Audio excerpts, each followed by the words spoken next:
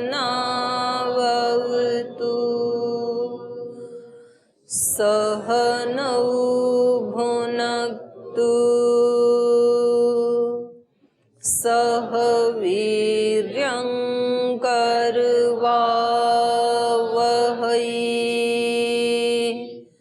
तेजस्विनावधीतमस्तु मा विद्विषावहै। ओम शांति शांति शांति।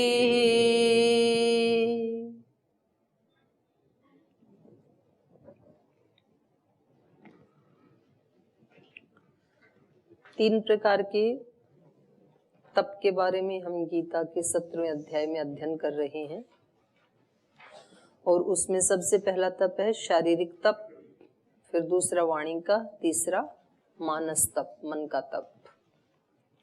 तो शारीरिक तप में 14 नंबर श्लोक का अध्ययन कर रहे थे। देव द्विज गुरु प्राज्ञ पूजनम शौचम आर्जवम ब्रह्मचर्यम अहिंसा से शारीरम तप उच्चते। 5 प्रकार का शारीरिक तप बताया था।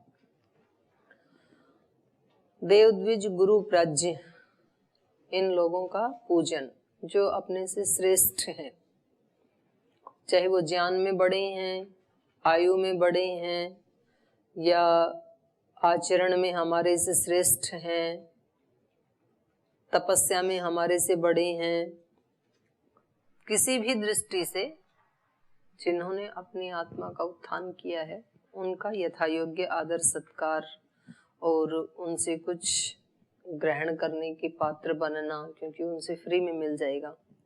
शुचिता दूसरा शारीरिक तप है। पवित्रता बनाए रखना ये भी तप है। और आर्जवम ऋजुता बहुत बड़ा तप है ये भी। ऋजुता का संबंध तो मन से है और इसको गिना है यहाँ पर शारीरिक तप में। तो कैसे ये शारीरिक तप बनेगा? ऋजुता तो अंतःकरण से संबंध रखती है ना, सरलता। तो इसको शारीरिक तप में क्यों गिना, इसको मानस तप में क्यों नहीं गिना ऋजुता को? जो मतलब मन में होगा आपका आचरण से दिखाई देगा ना, व्यवहार से दिखाई देगा। तो यहाँ ये इस आर्जवम से आचरण की सरलता के बारे में कह रहे हैं। हमारी इंद्रियों से जो हम आचरण करते हैं वो आचरण कैसा होना चाहिए? सरल होना चाहिए। जैसे हम वाणी से बोल रहे हैं तो ये स्थूल वाणी से बोल रहे हैं, तो स्थूल वाणी से हम वही बोलेंगे जो हमारे चित्त में अंदर चल रहा है। अंदर यदि सरलता होगी तो व्यक्ति के जैसा मन में है ना वैसा ही बोल देगा। तो इसलिए इसको तप कहा है। और नहीं तो व्यक्ति के अंदर कुछ होगा और बाहर के उसके हाव भाव कुछ होंगे, कर्म कुछ कर रहा होगा, कर्म कर रहा होगा, वो ध्यान कर रहा होगा, उपासना कर रहा होगा, यज्ञ कर रहा होगा और अंदर कुछ और चल रहा होगा। तो ये जो कर रहा है ये तप नहीं है। फिर बाहर से शायद वो सर्दी में स्वेटर नहीं पहन रहा होगा और मोजे जूते कुछ नहीं पहन रहा होगा और अंदर अंदर से जो है वो चित्त में कुटिलता चल रही होगी। तो फिर ये वाला तप है ना, ये दंभ में आएगा, फिर ये तप में नहीं आएगा। अंदर से ही यदि ऐसा है, अगर आप बिना स्वेटर पहने, बिना मोजे पहने और आपके अंदर कोई घमंड की भावना नहीं आ रही है कि मैं औरों से स्पेशल हूं, तो फिर वो तप में आएगा, क्योंकि वो ऋजुता है। आपने कोई आभूषण नहीं पहने और दूसरे ने पहन रखे हैं और उसको देख के आपके मन में घमंड आता है, ये हनुमान जी कैसे ब्रह्मचारी थे, उन्होंने तो पैर में वो पहन रखा है, उन्होंने तो कान में पहन रखा है, इनको तो निकाल देना चाहिए था अगर वो ब्रह्मचारी हैं तो संन्यास। फिर ये तप नहीं है, फिर ये दंभ है, अहंकार है। ऐसा करके भी आपके मन में ना आए कुछ भी या जो लोग दूसरे संसार में रहते हैं और जो कुछ वो पहनते हैं, उनको देख करके, उनके वेशभूषा को देख करके आपके मन में उनके प्रति हीनता की भावना ना आए कि ये कुछ हीन है हमारे से। जींस पहन रहे हैं तो हमारे से हीन है, हमने कटी वस्त्र पहना है तो हम श्रेष्ठ हैं। तो फिर ये तप में नहीं आएगा, फिर ये दंभ में आएगा, फिर ये घमंड में आएगा, अहंकार में आएगा। फिर इसको फिर रिजु आचरण नहीं कहेंगे, सरल आचरण नहीं कहेंगे। बच्चे को ऐसे नहीं लगता है। बच्चे के सामने दूसरा बच्चे ने चाहे बहुत अच्छे कपड़े पहन रखे हों, चाहे कम कीमत वाले पहन रखे हों, बच्चे का ध्यान उन पे जाता ही नहीं है। उसको तो वो अपना साथी दिखाई देता है, वो खेल में उसके साथ रुचि रखता है, वो उतनी ही प्रीति करता है। अगर उस छोटे बच्चे हैं ना, उसके दोस्त ने अच्छे कपड़े पहने तो भी उतनी प्रीति, इतना ही आदर भाव, उसने नहीं पहने हैं तो भी उतना ही आदर भाव देता है। तो ये सरलता है। और कई बार तो हम बच्चों को भी सिखा देते हैं अपनी कुटिलताएं, तो उनकी सरलता को, बच्चों के बचपन को भी हम नष्ट कर देते हैं। कुछ ऐसे होते हैं सरल ब्रह्मचारी, और कुछ उनके पास रहने वाले वो इतने दुष्ट प्रकृति के होते हैं, वो उनकी सरलता को भी अवगुण के रूप में पेश करते हैं। ऐसे होते हैं ऐसे, आप में भी हैं। कुछ ब्रह्मचारी बहुत सीधे हैं बेचारे, वो जिनके साथ रह रहे हैं वो बड़े जटिल कुटिल हैं, तो वो उनकी सरलता को भी दोष के रूप में प्रस्तुत करते हैं, फिर शिकायतें करके। तो ये फिर किस में आएगा? ये तप में नहीं आएगा, शारीरिक तप में नहीं आएगा। तो देखो, इन्होंने आर्जवम, रिजुता को भी शारीरिक तप कहा है। फिर अगला है ब्रह्मचर्य। ब्रह्मचर्यम अहिंसा च, 3 के ऊपर हमने विचार कर लिया था। तो इन 3 में से अगर आपका कोई प्रश्न है तो आप पहले पूछ लीजिए, फिर आगे चलते हैं। जी ओम दीदी जी। जो देव द्विज गुरु प्राज्ञ जो बोला है, तो उसमें देव में आपने 33 कोटि के देव गिनाए हैं, 33 प्रकार के।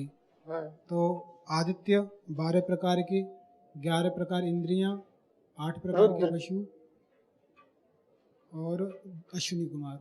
तो इंद्रियां और अश्विनी कुमार तो थोड़े समझ में आते हैं, लेकिन 12 प्रकार के आदित्य हैं ये समझ में नहीं आ रहे, और 8 प्रकार के जो वसु 12 तो ये जो महीने हैं आदित्य, सूर्य की गति से जुड़े हुए जो 12 मास हैं जी, वो ही हैं। तो बसाते हैं ना हमें, वो भी देवता हैं। तो इन मासों को जैसे सावन, आषाढ़, भादो ऐसे करके मान लेंगे जी। नक्षत्रों के साथ जुड़े हुए हैं ना वो जी। और जो वसु बसाने वाले 5 तो 5 भूत हैं। अष्टवसु में क्या क्या आते? 5 तो भूत आते हैं, और 3 और क्या आते हैं? तो एक बार देखना पड़ेगा, उसमें उपनिषद में देखना पड़ेगा जी। बृहदारण्यक उपनिषद में है, छांदोग्य में भी है, दोनों में है ये। वसु मतलब बसाने वाले, सृष्टि को बसाने वाले। और एक ऐसा इस प्रश्न और भी है, जैसे लोग कहते हैं कि गाय में 33 कोटि देवता रहते हैं, तो उनको कुछ लोग 33 कोटि से 33 करोड़ ले लेते हैं, तो 33 करोड़ लिए जाएंगे कि यही 33 प्रकार के देवता नहीं हैं? नहीं, कोटि का अर्थ बताया था ना, प्रकार है वहाँ। प्रकार। करोड़ अर्थ भी है, प्रकार अर्थ भी है। तो यहाँ पर कोटि का अर्थ प्रकार है, यहाँ करोड़ अर्थ नहीं है जी। और गाय में भी प्रकार ही लिए जाएंगे? हाँ, वही गाय में जी देवता के साथ जब कोटि आएगा तो वो प्रकार है जी। उसका अर्थ, करोड़ नहीं है।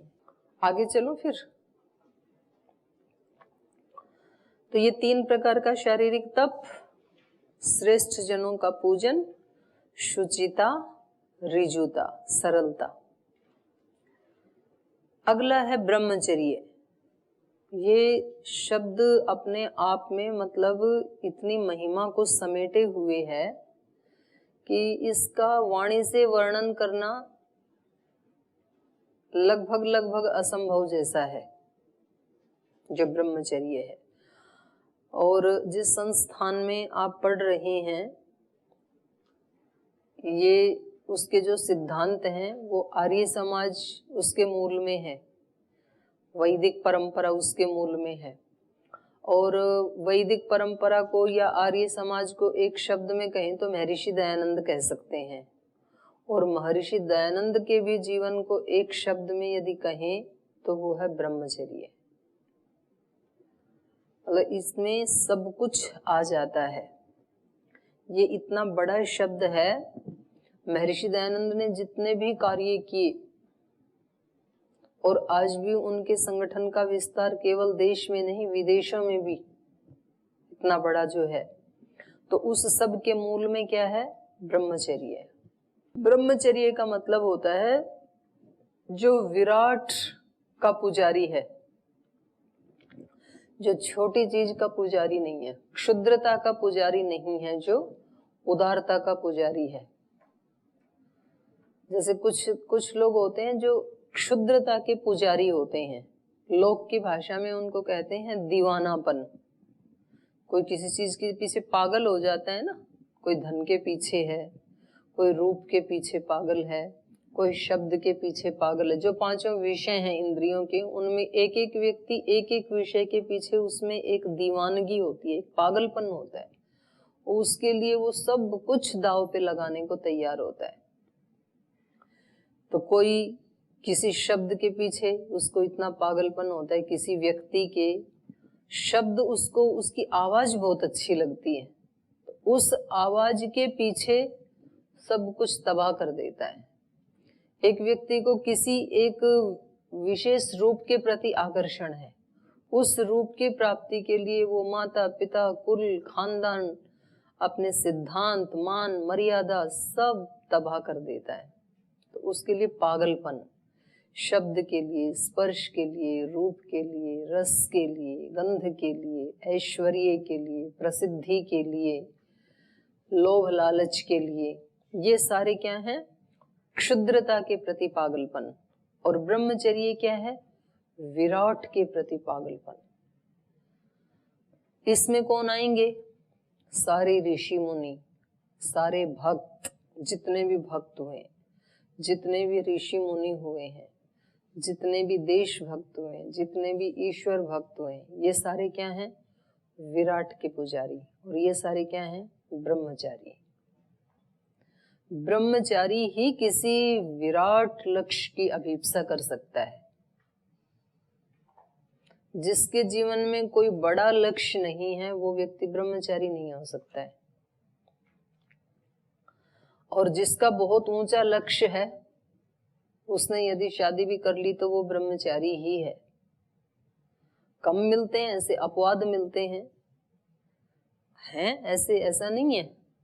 रामकृष्ण राजा जनक जैसे ऐसे व्यक्ति हुए हैं, शादी भले ही की लेकिन उनका लक्ष्य क्या था? विशाल था, विराट था, क्षुद्रता के पुजारी नहीं थे। तो ब्रह्मचारी का मतलब होता है जिसका अपने सब अंग प्रत्यंग पर, सब इंद्रियों के ऊपर अपना कंट्रोल है। और अब्रह्मचर्य क्या है? आउट ऑफ कंट्रोल इंद्रियां। वाणी आउट ऑफ कंट्रोल, जिसकी वाणी उसके वश में नहीं है वो व्यक्ति ब्रह्मचारी नहीं है। उसका शादी से कोई लेना देना नहीं है। और जिसका अपने शब्दों के ऊपर अपना कंट्रोल है, कब बोलना है, क्या बोलना है, कितना बोलना है, कैसे बोलना है या नहीं बोलना है, ये कितनी कठिन बात है, सरल नहीं है ब्रह्मचर्य। क्योंकि हम तुरंत वाणी से वो ही बोलते हैं जो अगला व्यक्ति हमसे बुलवाना चाहता है। अगला व्यक्ति हमारे से बहुत विनम्रता से बात करता है, बहुत शालीनता से पेश आता है, तो हमारे शब्द भी वैसे ही निकलते हैं। अगला व्यक्ति मीडियम टोन में बात करता है, हम मीडियम टोन में उत्तर दे देते हैं। अगला व्यक्ति अहंकार में या अकड़ में हमारे से बात करता है, हम डबल अकड़ में बात करते हैं। हमारा अहंकार उससे भी एक पिच ऊपर जाता है फिर। तो इसका मतलब रिमोट उधर है, वो जोन सा बटन दबाता है उधर वैसा एक्शन यहाँ से होता है। तो ये ब्रह्मचर्य की निशानी नहीं है, मतलब ये उसमें न्यूनता है, ये कहेंगे हम। ब्रह्मचारी का इतना कंट्रोल होता है, आप जो बोल रहे हैं आपकी मर्जी है, आप स्वतंत्र हैं, जैसे भी आप बोलें, हमें जो बोलना है उसके ऊपर हमारा कंट्रोल है। हमें कैसे रिस्पॉन्स देना है ये हमारे अपने वश में है, आपके हम गुलाम नहीं है। तो ये काम योगी करते हैं, ऋषि करते हैं। उनको लोग क्या कह रहे हैं वो उसके ऊपर ध्यान नहीं देते, उनको क्या करना है उसके ऊपर उनका फोकस होता है। हमारा फोकस होता है बाहर वाले लोग हमें क्या कह रहे हैं। हम हमेशा दूसरों को खुश करने के लिए, उनको ठीक ठाक करने के लिए हमारी पूरी एनर्जी लगती है। ब्रह्मचारी की एनर्जी मुझे अपने आप को कैसे ठीक करना है, दूसरे मेरे को ठीक मान रहे हैं या ना मान रहे हैं, इसमें मेरी ज्यादा हानि होने वाली नहीं है। वो उनके व्यूज हैं, वो क्या सोचते हैं, पर मेरी दृष्टि में मुझे कैसा होना चाहिए, मैं वैसा हूं या नहीं हूं, ये मेरा दायित्व है। मेरी वाणी को, मेरे व्यवहार को, मेरे विचार को, मेरे भाव को कोई दूसरा ठीक नहीं कर सकता है। तो मेरी जिम्मेदारी है अपने आप को कंट्रोल करने की, ना कि सारी दुनिया को कंट्रोल करने की। वो मेरे बारे में क्या सोचेंगे, वो क्या सोचते होंगे, वो क्या सोचते हैं वो उनका है कर्म, उनका व्यू है वो। और हम कितना भी उनके लिए उनके अनुकूल आचरण कर लें तो भी कोई गारंटी नहीं है कि वो खुश हो ही जाएंगे। और हमारा जीवन उस व्यक्ति को खुश करने के लिए नहीं है, हमारा जीवन अपनी आत्मा को और परमात्मा को तृप्त करने के लिए है। इसलिए मेरी वाणी, मेरी दृष्टि, मेरी श्रोत्र शक्ति, मेरी घ्राण शक्ति, मेरी सारी इंद्रियां मेरे कंट्रोल में, ये है ब्रह्मचर्य। तो जो ब्रह्मचारी होगा वो इन सारी प्रतिकूलताओं को सहन करके भी अड़िग खड़ा रहेगा। अब महर्षि दयानंद के ऊपर कोई तो फूल बरसा रहे थे, कोई पत्थर बरसा रहे थे, ना उनको फूल बरसाने वालों के प्रति राग हुआ और ना पत्थर बरसाने वालों के प्रति द्वेष हुआ। उनका अपना पूरा फोकस अपने लक्ष्य के ऊपर था। उनके लक्ष्य में 3 चीजें शामिल थी। पहला था सच्चा शिव क्या है, ये मेरे को खोज करनी है। वहां से ही तो उनके जीवन ने मोड़ लिया ना। शिवरात्रि के दिन जो शिवलिंग के ऊपर चूहे आदि चढ़े और जो उन्होंने वो चढ़ावा आदि सब झूठा कर दिया, तो उन्होंने कहा कि सच्चा शिव क्या है वो ही ढूंढना है। माता पिता से पूछा तो बोले सच्चे शिव यहाँ मंदिर में नहीं रहते, वो तो वहां रहते हैं कैलाश पर्वत के ऊपर मानसरोवर में। तो बोले हम वहीं जाके ढूंढेंगे, हमें सच्चा शिव ही चाहिए, फिर ये वाला नहीं चाहिए। हो गए भी, वहां भी नहीं मिला, फिर कहाँ मिलेगा। सच्चा शिव क्या है, एक लक्ष्य था। दूसरा लक्ष्य था मृत्यु के पार कैसे जाया जाए, मौत क्या है। तो ये प्रश्न उठा बहन की मृत्यु को देख करके और अपने चाचा की मृत्यु को देख करके। वो उनसे, चाचा से बहुत ज्यादा प्रीति रखते थे, पिताजी तो धमकाते रहते थे, चाचा उनका पक्ष लेते रहते थे। और अपनी आंखों के सामने देखा उनको शरीर छोड़ते, अपनी बहन को देखा जिससे वो बहुत प्रीति करते थे। तो फिर उनके मन में ये प्रश्न आ गया कि ये मौत क्या है, इसका मुझे पता लगाना है। और मृत्यु के बाद क्या होता है, वेद का ज्ञान क्या है, ये तीसरा। तीनों लक्ष्य के ऊपर पूरा जीवन फोकस रहे वो। उसके बीच में लोग क्या कर रहे हैं, शरीर को कहाँ कष्टों से गुजरना पड़ रहा है, कहाँ अनुकूलताओं से गुजरना पड़ रहा है, तो उनकी तरफ उन्होंने ध्यान दिया ही नहीं। तो ब्रह्मचारी का ध्यान कहाँ होता है, अपने लक्ष्य के ऊपर होता है।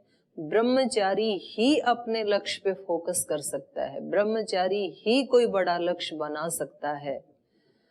और जो बड़ा लक्ष्य बनाता है और अपने लक्ष्य से इधर या उधर नहीं होता है, बहुत सीरियस होता है अपने लक्ष्य के प्रति, वही व्यक्ति ब्रह्मचारी होता है। जिसका अपने लक्ष्य के प्रति कोई उसमें गंभीरता ही नहीं है कि मैं किसके लिए आया हूं घर छोड़ करके, मैंने किस लिए ये जीवन अपनाया है, मुझे क्या चाहिए। ऐसी अभिप्सा किसी की मतलब ऊपर नीचे होती रहती है। जिस दिन घर से आए उस दिन तो पराक्रम था बिल्कुल टॉप के ऊपर, चोटी के ऊपर, और यहाँ आते आते आते आते लक्ष्य हो गया दाल पीने पे, लौकी की सब्जी खाने पे, दिव्य पे पीने पे, बस इसी में खाने पीने में हो गया। मेरे कक्ष वाले मेरे साथ कैसे व्यवहार करते हैं, कक्ष में रहने के लिए क्या क्या बहाने ढूंढ ढूंढ ताकि मुझे नियमों में ना जाना पड़े, यहाँ आके फोकस कर लिया। तो अपना जो सीरियसनेस थी अपने लक्ष्य के प्रति वो चली गई कहीं।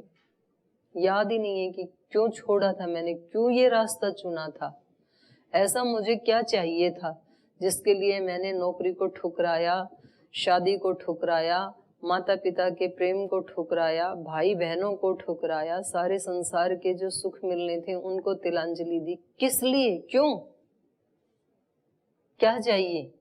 उसके प्रति यदि गंभीरता नहीं है तो फिर वो ये ब्रह्मचर्य नहीं है। फिर तो ब्रह्मचारी ये बहुत बहुत ही ऊंची चीज है, और उसके लिए इतना पागलपन उसको प्राप्त करने के लिए, जैसे क्षुद्र लोगों को क्षुद्र चीजें प्राप्त करने के लिए, छोटी चीजें प्राप्त करने के लिए कितनी ज्यादा उनके अंदर तल्लीनता होती है। जिस व्यक्ति को धन चाहिए, आपके होंगे कोई ऐसे दोस्त आपके साथ पढ़ने वाले जिनको धन की बहुत कामना थी, आज आप उनका जीवन देखो, वो कितने घंटे काम करते हैं, वो कहीं फैक्ट्री बिजनेस आदि में भी काम कर रहे हैं, साइड बिजनेस भी कर रहे हैं, और कहीं कुछ दूसरी तीसरी तरह के कार्य व्यवहार भी कर रहे हैं, क्योंकि उनका फोकस है धन कमाना, धनवान व्यक्ति बनना। जिस व्यक्ति को कोई बड़ा पद चाहिए, आईएएस, आईपीएस, इस तरह की कोई परीक्षा, उनको कितने घंटे पढ़ते हैं वो? 8-8, 10-10 घंटे। सब प्रकार के विवाह, शादी, पार्टी, फंक्शन, सबसे वो अपने आप को कट ऑफ कर लेते हैं, नहीं जाते हैं वो उसमें। उनके घर के पास भी चाहे कितना भी अच्छा कोई कार्यक्रम क्यों ना हो रहा हो, नहीं जाते। और यहाँ बैठे बैठे भी ऐसे खुजलाते रहते हैं, कक्षा में बैठे बैठे मैं क्या बोल रही हूँ उसके ऊपर भी ध्यान नहीं है, बोलते मैं बता रही हूँ उस समय भी गंभीर नहीं, आए क्यों थे फिर? तो ये बहुत बड़ी चीज है ब्रह्मचर्य। ये क्या है? शारीरिक तप, वाणी पे मेरा कंट्रोल, मेरी दृष्टि पे मेरा कंट्रोल, मेरे हाथों पे मेरा कंट्रोल, मेरे श्रोत्र इंद्रिय पे मेरा कंट्रोल। नहीं तो हमें लोग सुनाते रहते हैं और हम सुनते रहते हैं। श्रोत्र इंद्रिय का कंट्रोल समझते हैं? कान का कंट्रोल क्या होता है? कान की पावर को कैसे बढ़ाएं, और आंख की को कैसे बढ़ाएं, दृष्टि की पावर कैसे बढ़ाएं, दृष्टि महान कैसे हो, और श्रोत्र महान कैसे हो, और वाणी महान कैसे हो, यही तो ब्रह्मचर्य है। तो वाणी महान कैसे हो? वाणी महान कैसे हो? हैं? मौन रहने से कैसे महान बनेगी वाणी? सबका आत्मवत देखने से, जैसे मेरे जैसा आत्मा। मौन रहने से, मौन मतलब मन का मौन होता है। वाणी का मौन जो है ना, वो तो इतनी सी शक्ति बढ़ाएगा। बाहर से बोल नहीं रहे हो और अंदर अंदर दिमाग में बहुत विचार चल रहे हैं, तो फिर नहीं बनेगी पावरफुल। माइक लो।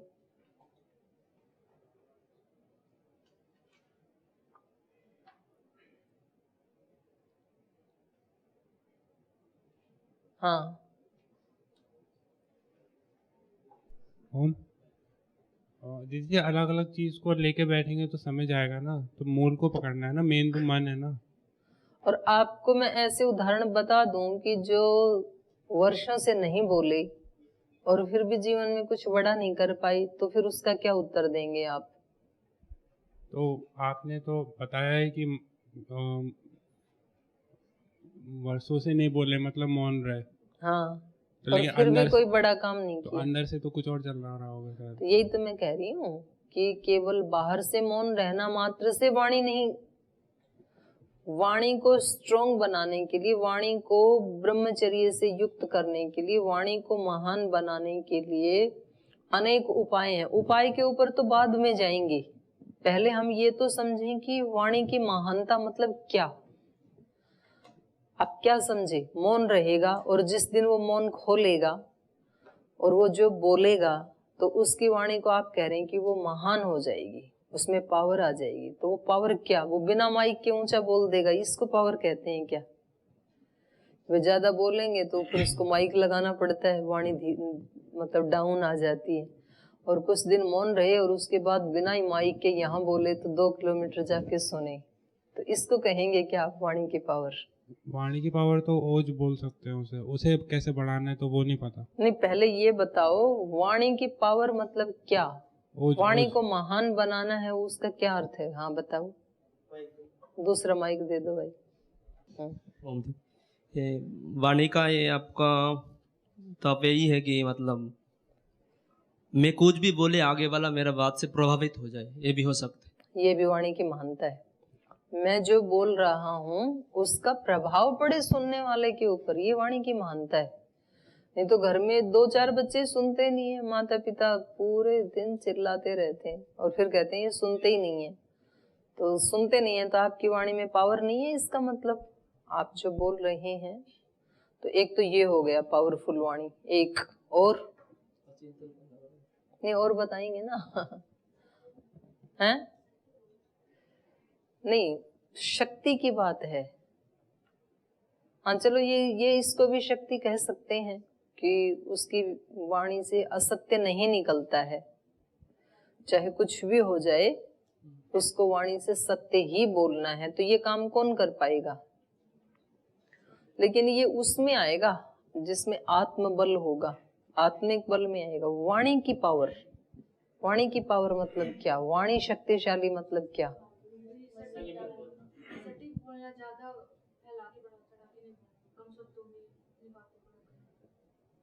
वो ठीक है, वो शायद अंदर से जुड़ेंगी, पर वो चीजें ये तो ठीक है।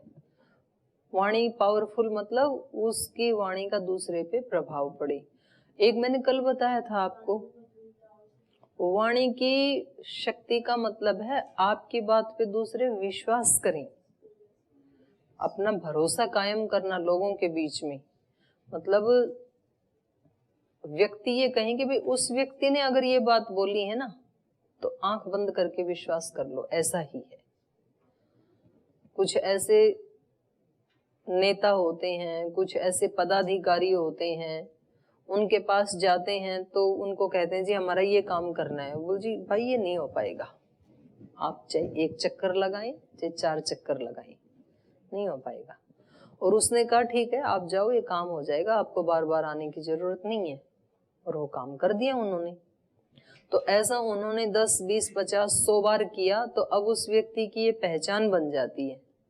भाई उस व्यक्ति ने यदि ना बोला है तो फिर ये काम नहीं होने का, फिर चक्कर में ना पड़ो। और यदि उस व्यक्ति ने हाँ बोला है तो आपका काम हो गया। अब बीच में किसी को रिश्वत देने की कोई आवश्यकता नहीं है, क्योंकि वो व्यक्ति जुबान का पक्का है। दृष्टि की महानता क्या है? किसकी दृष्टि महान है? दृष्टि कौन सी महान है? जिनका दृष्टि सब समवयसी जो है, भाई है तो भाई की जैसा, बहन है तो बहन की जैसा, अपने उम्र से ज्यादा है तो माता की नहीं, जैसा। वो तो हो गई उसकी दृष्टि की मर्यादा। पावरफुल दृष्टि किसकी कहेंगे? किसकी दृष्टि महान है? अर्जुन की। अर्जुन जैसी कैसी? हाँ, अपने लक्ष्य के प्रति कंसंट्रेट रहना। एक और, हाँ ये भी दृष्टि की पावर। जो बाहर से अच्छा नहीं दिख रहा उसमें भी कुछ अच्छा देख लेना, ये दृष्टि है। दृष्टि की महानता है ये। हमारी दृष्टि के अनुसार ही तो सृष्टि दिखाई देती है हमें। बोलते हैं ना पॉजिटिव दृष्टि, तो पॉजिटिव दृष्टि क्या है? इसकी नेगेटिव दृष्टि है, इसकी पॉजिटिव दृष्टि है। तो दृष्टि मतलब क्या? यही तो पढ़ रहे हो आप। हाँ बोलो, समय पे ना, दृष्टि। दृष्टि कितनी बार तो मैंने बताया यहाँ गीता पढ़ते। हाँ, इसमें तो बताया दिव्य दृष्टि भगवान ने दी अर्जुन को। तो दिव्य दृष्टि दी तो अर्जुन को क्या दिखाई दे रहा था? क्या दिखाई दे रहा था उसको? उसको अपने दोस्त का भी विराट रूप दिखाई दे रहा था, उसमें भी ब्रह्म दिखाई दे रहा था, और चारों तरफ भी उसको ब्रह्म ही ब्रह्म दिखाई दे रहा था। जब दिव्य दृष्टि मिली ना उसको, तो वो कह रहा था वृक्षों में पीपल, मैं ही हूँ। जहाँ जहाँ सृष्टि में श्रेष्ठता है वहाँ सब जगह उसको ब्रह्म के दर्शन हो रहे थे। तो ये क्या है? दिव्य दृष्टि।